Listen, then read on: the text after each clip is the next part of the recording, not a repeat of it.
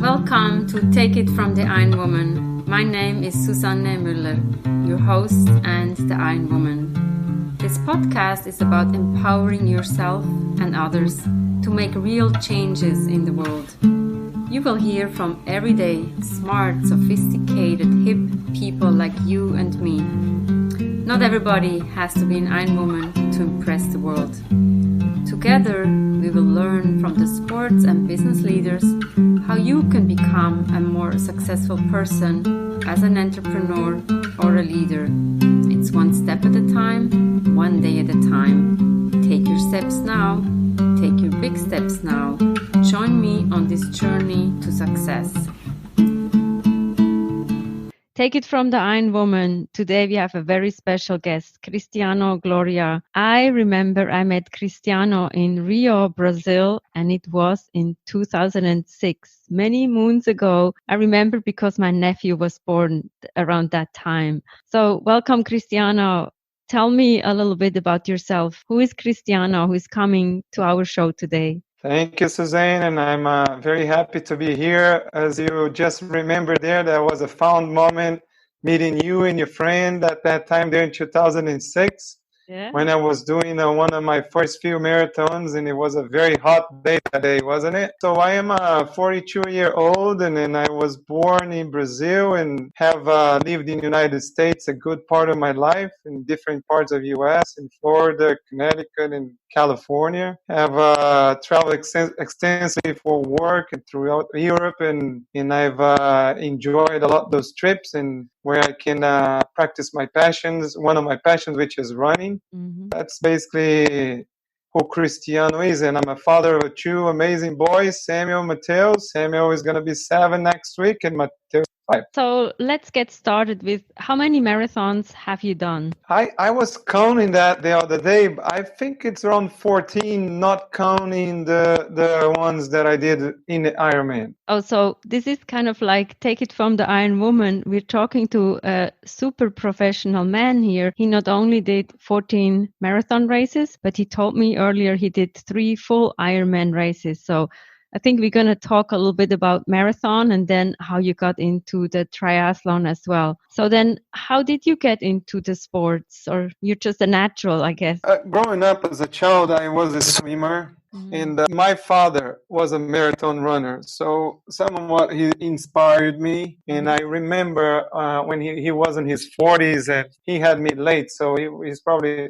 I was 8 years old and he was probably 43 or something like that. And he ran a marathon in Rio de Janeiro, as a matter of fact. And I ran with him the last kilometer. And at that time, people were like, oh, good job.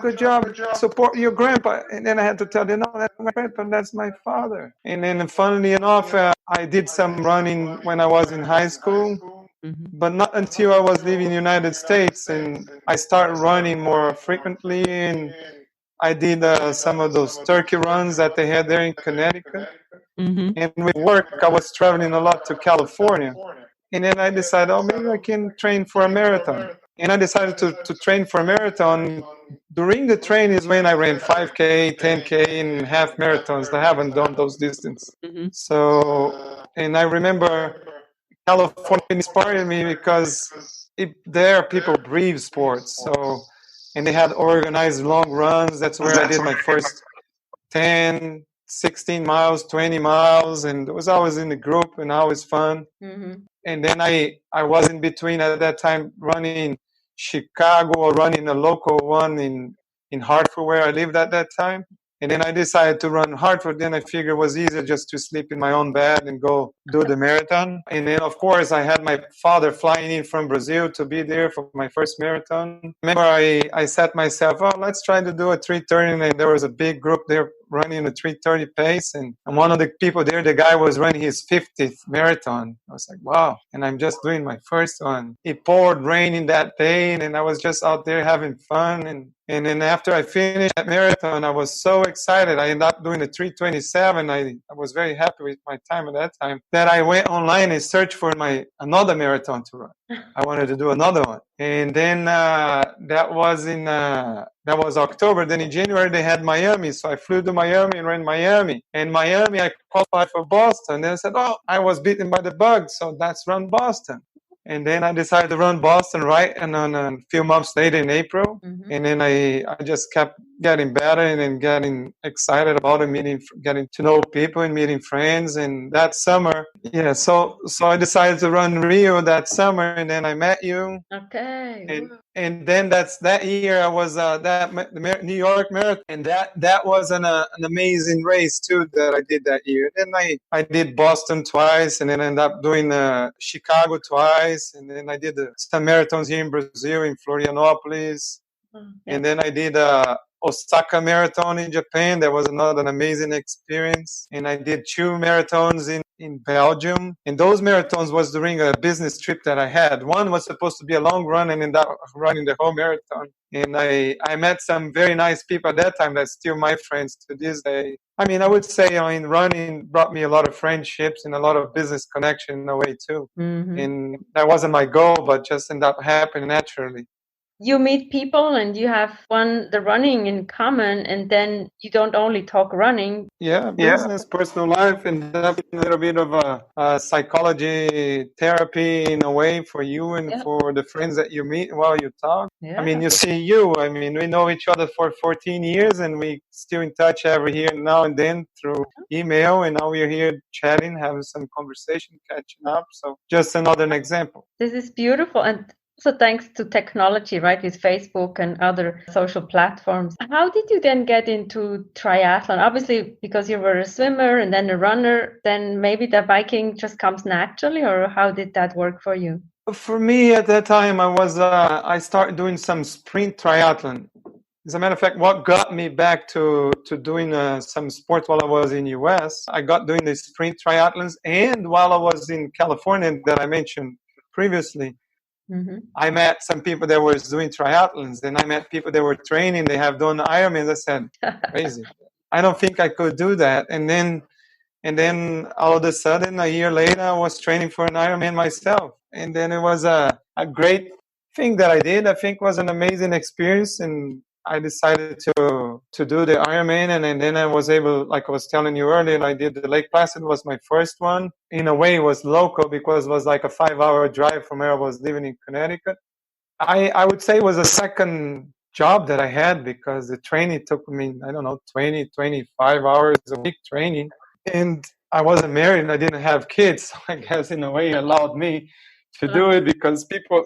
I mean, there is a way to train for an Ironman being married and have kids. And I think you have to be extremely disciplined. And I would say not everybody can do it because a lot of people that do this, somehow they imbalance. They take out from the family, from work in a way. Yeah. It's hard to keep all parts balanced and training hard for one. I wouldn't say it's for nobody can't do it, but a lot of people that do it, somehow they give up. And it's a commitment of almost a year when compared to what I did. I felt like I started in January. The race was in July. Over my life, basically. No social events anymore.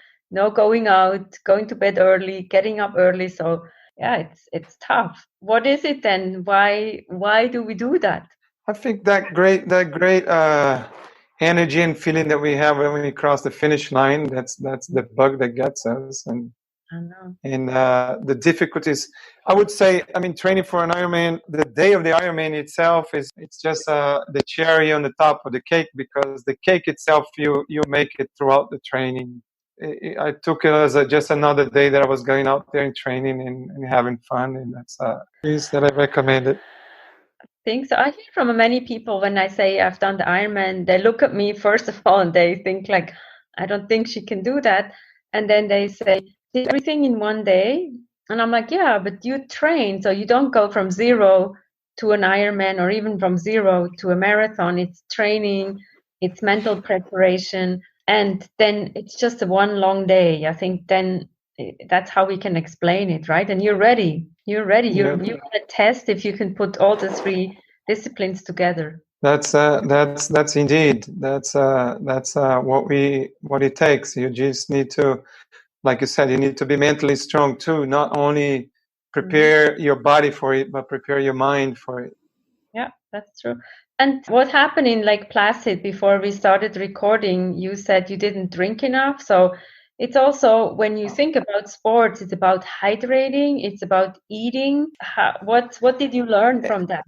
Well, it's. I mean, I was very naive and inexperienced, and then I didn't have a lot of experienced people around me while I was training. Like I was saying, I think I trained a lot of hours when perhaps if I was being guided, I could have trained less hours, but more productive hours, more good training. And at that time, on the bike itself, I did not hydrate enough. I remember on T2, I peed very little. It was very dark, just showing me how dehydrated I was. Like I was explaining, the last 10 miles of that bike there, in the 2 loops, I was so dehydrated. I was drinking water, and the cramps that I had in my legs was going out immediately. So just showing how dehydrated I was. And I suffered on the run because I felt a lot of cramps on my belly because of the dehydration. And the lesson that I took is that you have to study and do all those little details on the nutrition and hydration, because you trained so much for so long for the day that you wanted to put up the show, and some little thing goes wrong, you're like, oh shoot, I have to train all over again to get back here. So it's an advice that I would say, that you have to pinpoint all the little details and get guidance from people that are experienced, that have done it. Don't be afraid to ask and work those little details. But and then again, be prepared for to be creative, because some new things can come up on the day of the race that you couldn't predict. Yeah, that's true. Be creative, right? What other recommendations do you have for people starting out running, or people who are transitioning into triathlons? What is your secret? The recommendation I have is, like, I mean, keep up with your will, and if you have a desire to run, like myself, I mean, start training, start running. You run 1 mile here 1 week, and then if you don't feel good, next week you run 2, and then the following you run 3, and then you keep building yourself. I mean, when I started, I was in my 20s, and it was different than today when I'm on my 40s, that you need to do some cross training, to do some strengthening of your muscles, stretching, because especially when you are older, that really counts. You really need to add to those strengthening exercise and stretching, so you injury free and can have more fun while doing the exercise. And if you get into the triathlon and you're new into the swimming, you have a running background, you have to put more effort into the swimming and make sure you're comfortable swimming in the middle of the crowds, and train. And then again, don't be afraid. One step at a time, one day at a time, and build yourself. Don't look at a marathon and a triathlon as the full distance. You look at building up yourself, like, I mean, 1 mile at a time, 5 miles at a time, and then you get there. That's a very good explanation, and also description of, like, break it down. Like, when we think even of professional sports people, they don't think about the whole event, like the 3 disciplines in a triathlon. You break it down in swimming, you finish with the swimming, you change, you go into the biking, which is a long time, and then you transition again and you get into the running. So it's mentally, you just shift. And I remember when I did the Ironman, all of a sudden on the bike, I was like, did I just swim? So it was kind of like that mental switch that you did. And it was just amazing what you can do in your mind. Yeah. And I remember from my Ironmans too, people saying the race doesn't start up until mile 85 on the bike, which is, we do 112 miles. So we have 85, and then you have another 27-mile bike and another marathon to run.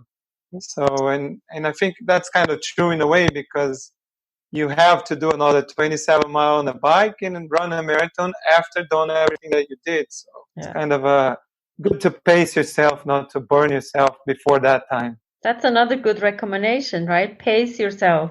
When you look at mountaineering, you go slow in order to go up to the peak. Same in the running, you need to pace yourself, otherwise you burn out in the first few miles. It's a little engine there that we have, an imaginary engine that we have inside our body, and then if you overdo that, it will catch you up later. Yeah, that's exactly what it is. Yeah. And what is your next race? Do you have any races in mind? Yes, after my kids were born, and then I kind of changed my priorities and slowed down on the race that I was doing. But now they're a little bit older. I started like 2 years ago doing a half Ironmans again. I don't have any idea of doing another full Ironman anytime soon. I wouldn't say that I won't do another one, but not in the near future. Marathons, I really enjoy it, and I'm finally signed up for another marathon after a few years. And I'm planning to do a marathon in south of Brazil, in the city of Porto Alegre, and that's going to be May 31st. That's the one that I'm training for. The good thing about training just for marathon is that it's easier to train because you can just pack your shoes, and any trip that you do, get out and doing some run-ins. I was just telling you earlier, I went on a trip now to Germany for work, and then I traveled with my wife to Czech Republic, to Austria, and to Hungary. And I managed to do some long runs there, and then I missed doing the winter runs, so I brought my winter clothes. So those were some fun moments. And you learn to say the good morning in the local language, and you greet the people, the other runners in the local language. So it's kind of funny, that part too. That's nice. So you're the global traveler and the global runner. So how nice. Yeah. So I wish you good luck on May 31st. And who knows, one of these days our paths will cross again. We can run together. We can bike together. We'll see. Thank you so much, Cristiano. This was really interesting to hear from you. Muito obrigado. Thank you for the time, Ginada. And then I look forward for this opportunity to run again with you, or bike and swimming, or just chatting with you personally. Okay, very good. Thank you. Ciao. Thank you, Cristiano. And it was really fun meeting him in Rio de Janeiro. These were the days. Who knows when we meet again? But for sure, we have more episodes from runners, triathletes, and other great people in the industry, in business, or in sports. Take it from the Iron Woman, Monday episodes and Wednesday episodes.